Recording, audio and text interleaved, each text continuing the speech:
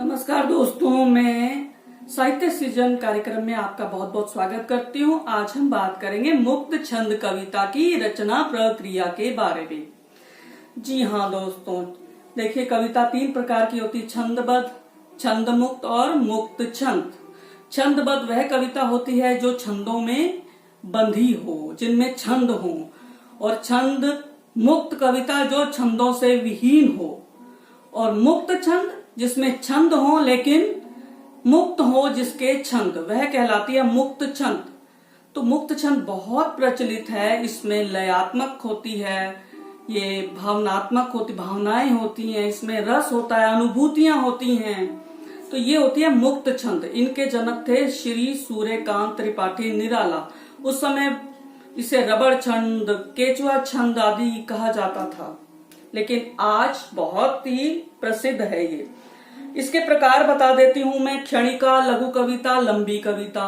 क्षणिका में 5 से 7 पंक्तियां होती हैं, एक ही क्षण की अनुभूति होती है। और इसी तरह जो लघु कविता बहुत प्रचलित है आजकल, इसमें अधिकतम 10 पंक्तियां होती हैं, इसमें 2 भाव भी हो सकते हैं। क्षणिका में तो एक ही भाव होगा, लघु कविता में 2 भाव होते हैं, 2 से ज्यादा भाव भी हो सकते हैं। और उसके बाद आती गद्य कविता, लंबी कविता।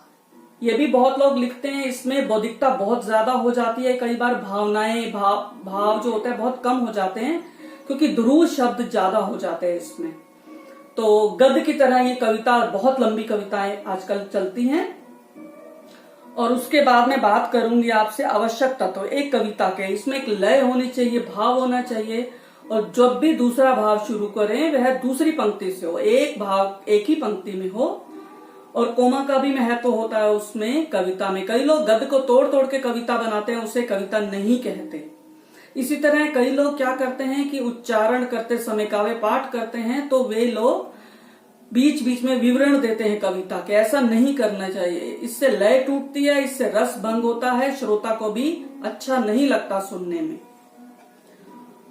और सपाट बयानी ना हो, कई लोग चुटकुलेबाजी करते हैं, सतही बात को कविता में ढाल देते हैं। आजकल बहुत आदत हो गई, बहुत कवि हो गए हैं, क्योंकि उनकी नजर में कविता लिखना आसान है, लेकिन ऐसा नहीं है। कविता में गहराई होनी चाहिए, कविता आम आदमी की भाषा को कहे, आम आदमी की बात कहने वाली होनी चाहिए। कविता किसी समस्या को बताए, कविता दिल को छुए, उसे कहते हैं कविता। और मैं अब बात करती हूँ रसों के बारे में। देखिए 9 रस होते हैं, मैंने ये अपने हिसाब से बनाए हैं। एक पंक्ति, शहर, कवि, श्रवी, आप नोट कर सकते हैं, शहर, कवि, श्रवी, आब। ये मैंने एक पंक्ति बनाई है ताकि रस याद रहे। श से शांत रस, ह से हास्य रस, र से रौद्र रस, क से करुण रस, व से वीर रस, श्र से श्रृंगार रस, फिर व से विभत्स रस, और आ से अद्भुत रस, और भ से भयानक रस।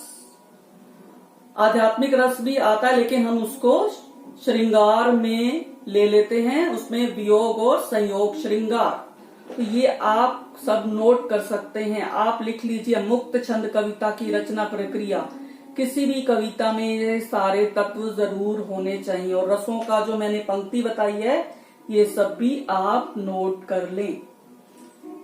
कविता लिखिए, जरूर लिखिए, लेकिन नीरस नहीं होनी चाहिए, और सपाट बयानी तो बिल्कुल नहीं होनी चाहिए। तो धन्यवाद दोस्तों, फिर मिलेंगे। उसके बाद हम बात करेंगे अगली कड़ी में छंदबद्ध कविताएं कैसे लिखी जाती हैं। तो तब तक के लिए आपका बहुत बहुत शुक्रिया, बहुत बहुत धन्यवाद, नमस्कार।